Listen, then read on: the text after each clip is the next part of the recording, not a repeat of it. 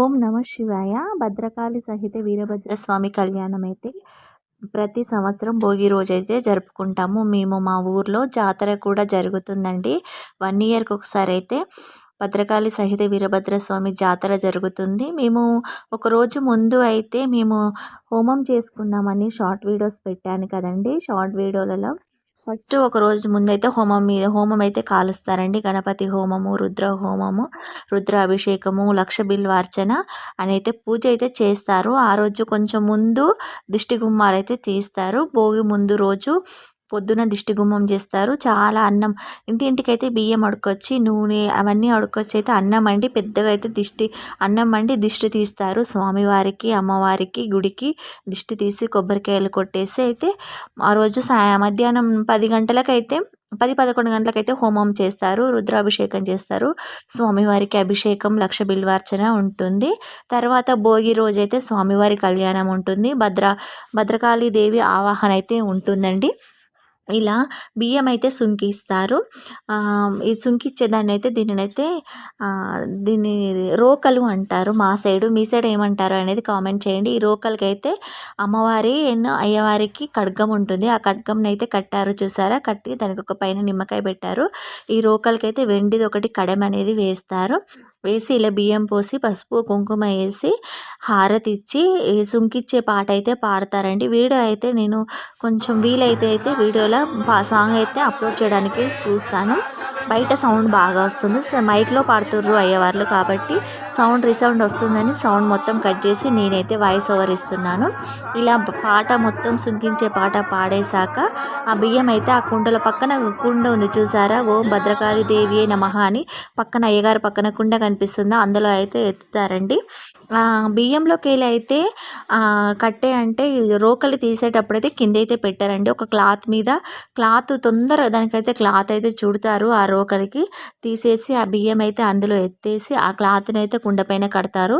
భద్రకాళి దేవి compulsory వస్తుంది. వచ్చినప్పుడు ఆవాహనం చేశాక భద్రకాళి దేవి ఈ అయ్యవార్లలో ఇట్లా లాస్ట్కు మన రైట్ హ్యాండ్ ఉన్న అయ్యవారైతే అతనికైతే భద్రకాళి దేవి ఆవాహనం అవుతుంది.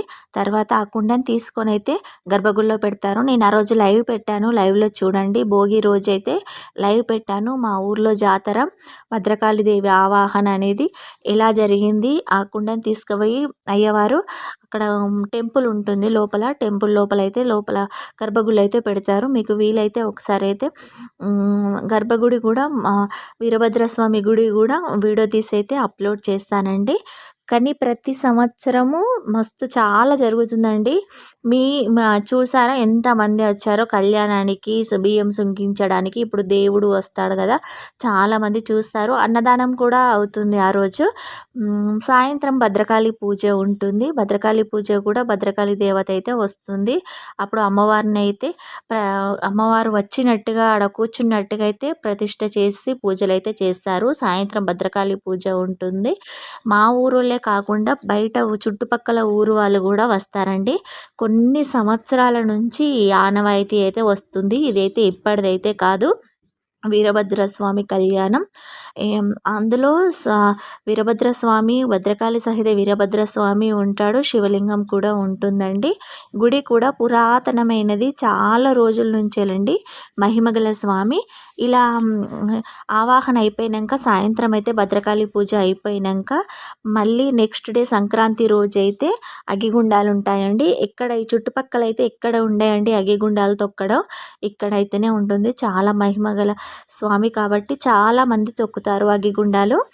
ఎప్పుడైనా 3 టైమ్స్ తొక్కేవాళ్ళు ఈసారి అయితే 1 టైమే తొక్కారండి. ఎందుకంటే చాలామంది వచ్చారు, అందుకనే 1 టైం అయితే తొక్కారు.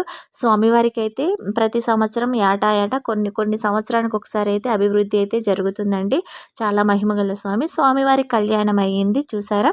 ఎంతమంది బియ్యం పోసారో. మా ఊళ్ళో ఆడపడుచులంతా స్వామివారికి, అమ్మవారికి అయితే బియ్యము, రవికలు, చీర, టవలు వాళ్ళకు తోచినది కానుకలు ఇచ్చుకుంటూ అయితే స్వామివారికి అయితే బియ్యం పోస్తారు. చాలామంది కూడా కళ్యాణంలో కూడా కూర్చుంటారు. పుస్తే మట్టెలు చేయించుకొని స్వామివారి కళ్యాణంలో కూర్చుంటారు.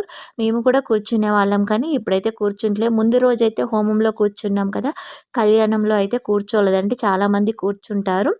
స్వామివారికి ఏది మొక్కుకుంటే అదైతే జరుగుతుంది. చాలామంది నమ్మకం. నా నమ్మకం కూడా.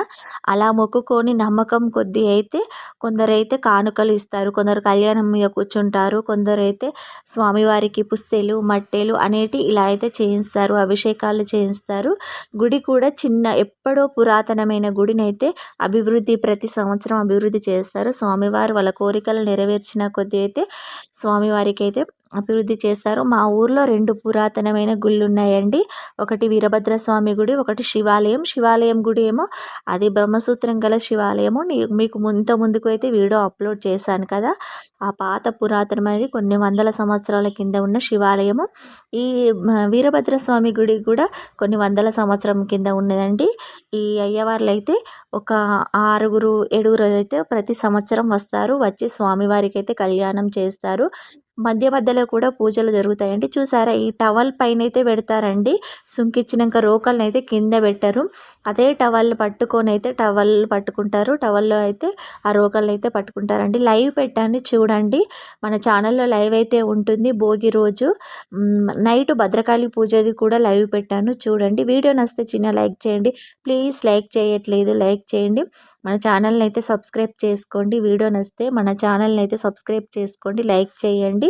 మీరు లైక్ చేస్తే నాకు ఇంకొక వీడియో చేయాలని అనిపిస్తుంది. ప్లీజ్ సబ్స్క్రైబ్ చేసుకోండి. ఓకేనా? బాయ్.